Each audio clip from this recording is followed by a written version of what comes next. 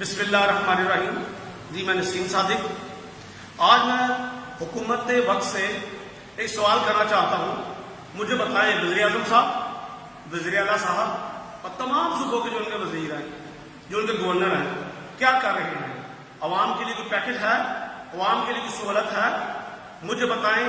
سبزی عوام کی پہنچ میں نہیں، دالیں عوام کی پہنچ میں نہیں، بیکری عوام کے پہنچ میں نہیں، مٹھائی عوام کی پہنچ میں نہیں. جو 100 روپے کلو میں مٹھائی گھر پڑتی ہے 90 روپے کلو، جناب 600 روپے کلو سیل کی جا رہی ہے.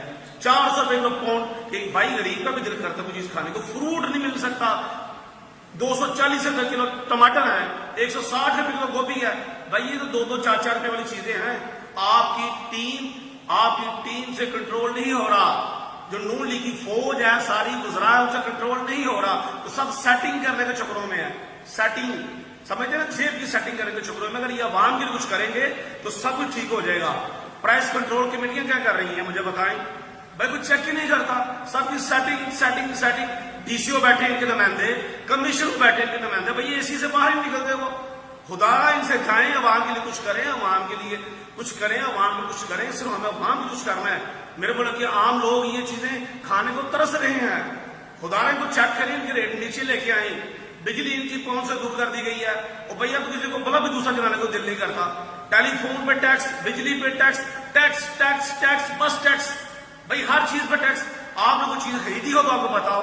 میرے ملک میں گارنٹی سے کہہ سکتا ہوں، ڈی سی نے کوئی چیز نہیں خریدتا، کمشنر کوئی چیز نہیں خریدتا، ایم پی کوئی چیزیں نہیں خریدتے، اپنے پلے سے نہیں خریدتے. بھائی وزیر اعظم، وزیر اعلیٰ صاحب آپ چیز نہیں خریدتے.